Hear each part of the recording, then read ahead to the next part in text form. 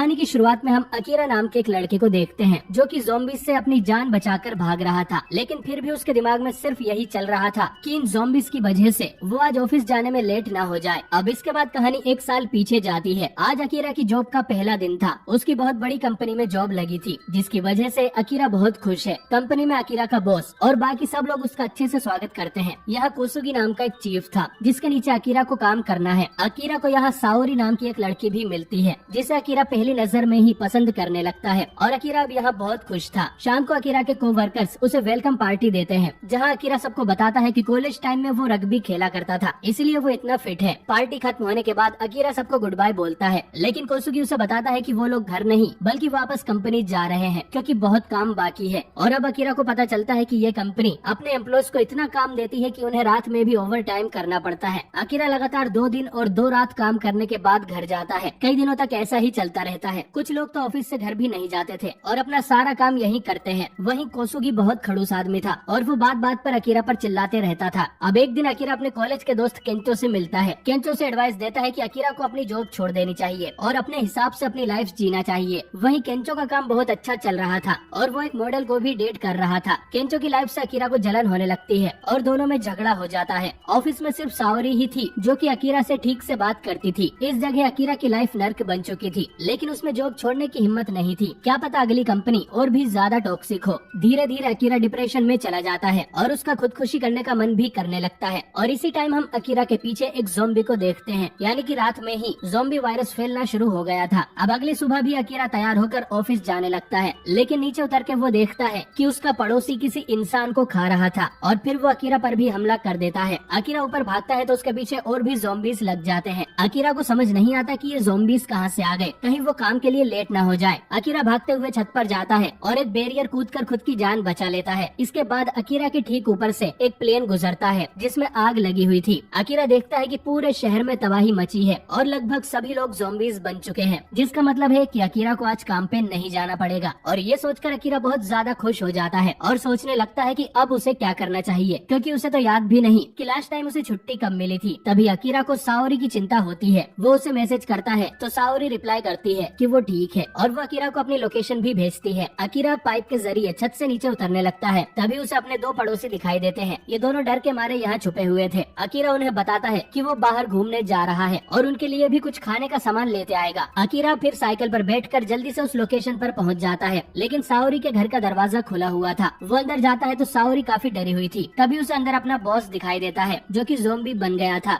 असल में साओरी का इनके बॉस के साथ अफेयर चल रहा था। अकीरा किसी तरह उस ज़ॉम्बी से बचता है और साओरी उसका सर फोड़ देती है, लेकिन अकीरा देखता है कि साओरी को भी ज़ॉम्बी ने काट लिया था। वो धीरे धीरे ज़ॉम्बी बन जाती है और अकीरा पर ही हमला कर देती है। अकीरा रोते हुए उससे अपने प्यार का इजहार करता है और फिर गेट बंद करके वहाँ से निकल जाता है। अकीरा जब वापस पाइप से ऊपर जा रहा था तो देखता है कि उसके पड़ोसी का घर खून से सन गया था, यानी कि ज़ॉम्बीज ने अंदर आकर जरूर उस कपल को मार दिया होगा। अब ऊपर जाकर अकीरा डिसाइड करता है कि अब से वो अपनी लाइफ अपने तरीके से जिएगा और उन सब चीजों को करेगा जो वो हमेशा से करना चाहता था, लेकिन उसे कभी टाइम नहीं मिला। वो एक कॉपी निकालकर उसमें 100 चीजों की बकेट लिस्ट बनाने लगता है जो वो ज़ॉम्बी बनने से पहले करना चाहता है। वो इस लिस्ट में कई सारी चीजें लिखता है, जैसे अपना रूम साफ करना, बाइक चलाना, बालों को कलर करना, हॉट स्प्रिंग में जाना, एयर होस्टेस के साथ ड्रिंक करना और भी बहुत कुछ। अब अगली सुबह सबसे पहले अकीरा अपना रूम साफ करता है। फिर वो सुपरमार्केट में जाकर ढेर सारा खाने पीने का सामान ले आता है। इसके बाद सलून में जाकर बाल भी कलर करता है, लेकिन वो उसे अच्छे नहीं लगते तो वो वापस अपने बाल काले ही कर लेता है। इसके बाद अकीरा बिल्डिंग पर अपना पोर्ट्रेट भी बनाता है। फिर अकीरा एक पटाखों की दुकान पर जाता है और उसमें से ढेर सारे पटाखे उठा लेता है, पर वापस आते समय उसके पीछे ज़ॉम्बीज लग जाते हैं। तो अकीरा रास्ते में ही अपनी साइकिल को फेंक कर एक बाइक चलाने लगता है और रात में एक टावर के पास जाके अकीरा उन सब पटाखों को आसमान में छोड़ देता है। एक दिन में ही अकीरा काफी कुछ कर चुका था और अब उसे एक आरवी वैन चलानी थी। अगली सुबह कैंपिंग करते समय अकीरा देखता है कि उसका सॉस खत्म हो गया था, तो वो सॉस लेने एक स्टोर में जाता है, लेकिन वहाँ उसे एक लड़की मिल जाती है जिसका नाम शिजुका है और वो अकीरा को बहुत सुंदर लगती है। अकीरा उससे बात करने की कोशिश करता है, लेकिन शिजुका उसे कहती है कि उसे ऐसे टाइम पर सिर्फ जरूरी सामान ही इकट्ठा करना चाहिए। तभी इन्हें बाहर एक आदमी की आवाज आने लगती है। अकीरा उसे बचाने जाता है तो 2 ज़ॉम्बीज इनके स्टोर में भी घुस आते हैं। शिजुका अकेली ही उन दोनों ज़ॉम्बीज को संभाल लेती है और हमें ये भी पता चलता है कि ये ज़ॉम्बीज साउंड का पीछा करते हैं। इसके बाद शिजुका यहाँ से जाने लगती है तो अकीरा उससे कहता है कि उन्हें साथ रहना चाहिए, लेकिन वो उसे साफ मना कर देती है क्योंकि वो अकीरा जैसे लापरवाह इंसान के साथ रहकर खुद की जान जोखिम में नहीं डालना चाहती और अकीरा को दूसरों से पहले खुद की चिंता करनी चाहिए। इतना कहकर वो यहाँ से निकल जाती है। अब शाम को अकीरा को अपने दोस्त केंचो की याद आती है। वो उसे कॉल करता है और केंचो इस समय एक लव होटल में छुपा हुआ था। अकीरा बोलता है कि वो उसे लेने वहाँ आ रहा है, पर केंचो को उसकी बात पे यकीन नहीं था। अब अकीरा अपनी बुलेट लेके निकल पड़ता है। उसे रास्ते में कई सारे ज़ॉम्बीज़ मिलते हैं, लेकिन वो नहीं रुकता। उस होटल के पास पहुंचकर अकीरा एक ब्लूटूथ स्पीकर निकालता है और उसे चालू करके दूर फेंक देता है। सभी ज़ॉम्बीज़ उस आवाज के पीछे चले जाते हैं और फिर अकीरा केंचो के पास पहुंच जाता है। वो सबसे पहले केंचो से माफी मांगता है क्योंकि उसे केंचो की लाइफ से जलन हो गई थी और इसलिए उनमें झगड़ा हुआ था। केंचो भी उसे कुछ कहना चाहता था, लेकिन ज़ॉम्बीज़ वापस आ गए थे, तो ये दोनों भागकर होटल की छत पर चढ़ जाते हैं और ज़ॉम्बीज़ को अंदर ही रोक देते हैं। इसके बाद दोनों एक 5 स्टार होटल में जाकर पार्टी करते हैं। केंचो को अकीरा की बकेट लिस्ट भी मिलती है और वो उसका मजाक उड़ाता है क्योंकि अभी तक इसमें सिर्फ 12 चीजें ही लिखी थी, पर वो अकीरा को मोटिवेट करता है कि अब वो जो चाहे कर सकता है, उन्हें रोकने वाला कोई नहीं है। यह सुनकर अकीरा लिस्ट में एक और चीज लिख देता है कि बचपन से ही उसे सुपर हीरो बनना था जो कि सबकी जान बचाए। अगले दिन केंचो अपने मोबाइल पर देखता है कि पूरे टोक्यो में ये वायरस फैला हुआ है और वो सोचते हैं कि उन्हें जल्द से जल्द टोक्यो से बाहर निकल जाना चाहिए। अकीरा बोलता है कि पहले उन्हें मरीन एक्वेरियम जाना है, वहाँ पर एक स्पेशल सूट है जिसके अंदर शार्क भी इंसान को नहीं काट सकती, तो अगर वो सूट अकीरा को मिल जाए तो ज़ॉम्बीज़ उसका कुछ नहीं बिगाड़ पाएंगे। दोनों वहाँ जाने का मूड बना लेते हैं, लेकिन पहले कुछ खाने का सामान लेने ये एक स्टोर में जाते हैं। स्टोर के बाहर ही अकीरा को एक आरवी खड़ी मिलती है जिसमें ट्रेवल करना भी उसकी लिस्ट में लिखा था। तभी यहाँ पर एक बस का एक्सीडेंट हो जाता है जिसमें बैठे लोग टोक्यो छोड़कर भागने की कोशिश कर रहे थे। अकीरा कुछ लोगों को बचाने के लिए उन्हें स्टोर के अंदर बुला लेता है। इनमें 2 लड़कियाँ, एक बस ड्राइवर और वो लड़की शिजुका शामिल थी। इन्हें एक जगह के बारे में पता चला था जहाँ पर इन्हें ज़ॉम्बीज़ का कोई खतरा नहीं होगा और ये लोग उसी तरफ जा रहे थे। उस जगह का नाम मरीन एक्वेरियम है, उसमें लाखों मछलियाँ हैं, तो इन्हें खाने की कमी भी नहीं होगी। ये वही जगह है जहाँ अकीरा को सूट लेने जाना है। खैर, इस ड्राइवर के हाथ पर ज़ॉम्बी ने काट लिया था, लेकिन वो यह बात किसी को नहीं बताता। शिजुका बाकी के दरवाजे चेक करने चली जाती है और अकीरा को पता चलता है कि ये दोनों लड़कियां एयर होस्टेस है जिनके साथ ड्रिंक करना इनकी लिस्ट में था। अब ड्रिंक्स के दौरान केंचो इन दोनों लड़कियों को पटा लेता है और यहाँ से चला जाता है, जो देख अकीरा को अच्छा नहीं लगता और वो भी शिजुका से बात करने चला जाता है। वो उसे समझाती है कि उन्हें इस सिचुएशन को हल्के में नहीं लेना चाहिए और हमेशा सतर्क रहना चाहिए। तभी वो ड्राइवर ज़ॉम्बी बन के उठ जाता है और ये दोनों वहाँ से खिसक लेते हैं। इधर केंचो दोनों लड़कियों के साथ मजे कर रहा था, लेकिन वो ज़ॉम्बी आकर इन दोनों लड़कियों को ही काट लेता है। अब ये दोनों शटर खोलकर भागने की कोशिश करते हैं, लेकिन शिजुका को उन तीनों ज़ॉम्बीज़ ने घेर लिया था। फिर अकीरा और केंचो वापस आकर कुछ पटाखे चला देते हैं जिससे ज़ॉम्बीज़ डिस्ट्रैक्ट हो जाते हैं और ये तीनों स्टोर से बाहर निकल आते हैं। वो सीधा उस आरवी में जाकर बैठते हैं और इस बार शिजुका भी इनके साथ चलने के लिए मान जाती है। कुछ देर बाद अकीरा कहता है कि अब उन तीनों को साथ ही रहना चाहिए। वो लोग भी एक्वेरियम की तरफ जा रहे थे, तो वो शिजुका को वहाँ छोड़ देंगे। शिजुका इसके लिए मान जाती है, लेकिन रास्ते में ये कई सारी मजेदार चीजें करते हैं, जैसे सर्फिंग बोर्ड पर योगा करना, पैराग्लाइडिंग,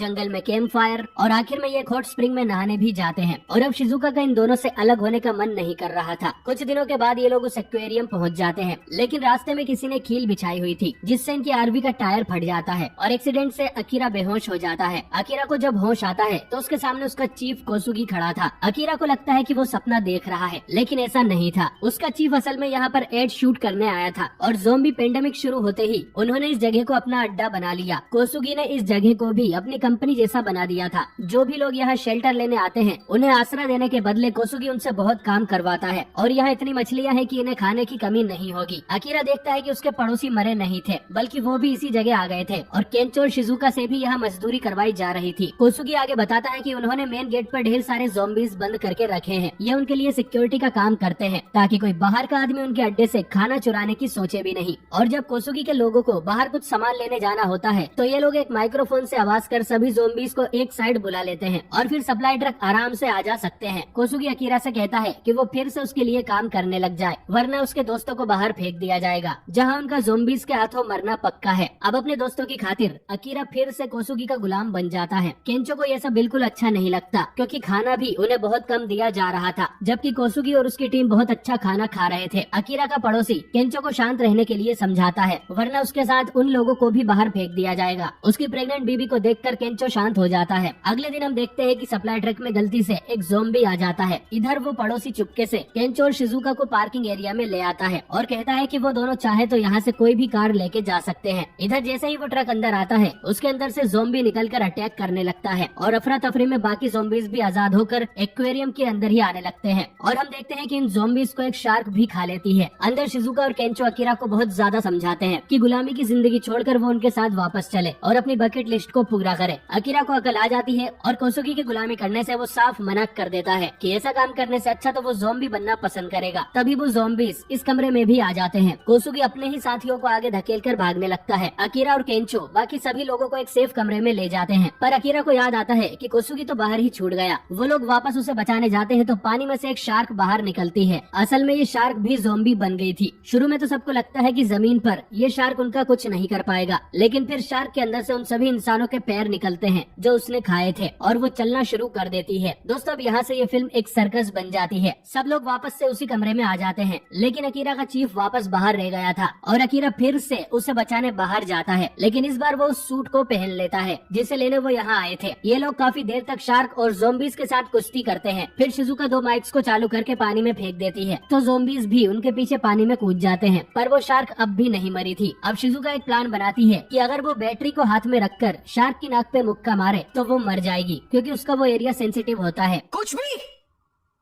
भी खैर थोड़े और सर्कस के बाद आखिर में अकीरा शार्क की नाक पर मुक्का मार देता है और उन छोटे से सेल की वजह से शार्क के पूरे शरीर में करंट लग जाता है और वो वहीं पर मर जाती है। फिर सभी लोग ये जगह छोड़कर जाने लगते हैं। अकीरा, केंचो और शिजुका भी अपनी आरवी में सामान भरकर निकल जाते हैं। रास्ते में केंचो भी लिस्ट पर अपना सपना लिखता है जो था कि उसे कॉमेडियन बनना है, और शिजुका भी लिखती है कि उसे एक डॉक्टर बनना है। इसी तरह ये तीनों एक नए सफर की तरफ निकल जाते हैं और ये फिल्म यहीं पर एंड हो जाती है। तो दोस्तों अगर एनिमे से कंपेयर किया जाए तो ये फिल्म बहुत ही बेकार थी। कोई भी कैरेक्टर एनिमे से मैच नहीं कर रहा था और खासकर क्लाइमेक्स में जाकर ये फिल्म मजाक बन जाती है। एंड आई होप कि हमें एनिमे में ऐसा कुछ देखने को नहीं मिलेगा, खासकर वो शार्क वाला सीन। बाकी आपको ये फिल्म कैसी लगी कमेंट करके जरूर बताएं, और ये भी बताएं कि आपने इसका एनिमे देखा है या नहीं। वीडियो पसंद आई हो तो इसे लाइक करें, चैनल को सब्सक्राइब कर बेल आइकन जरूर से ऑन कर ले। बाकी मैं मिलता हूँ आपसे बहुत ही जल्द एक नई वीडियो के साथ।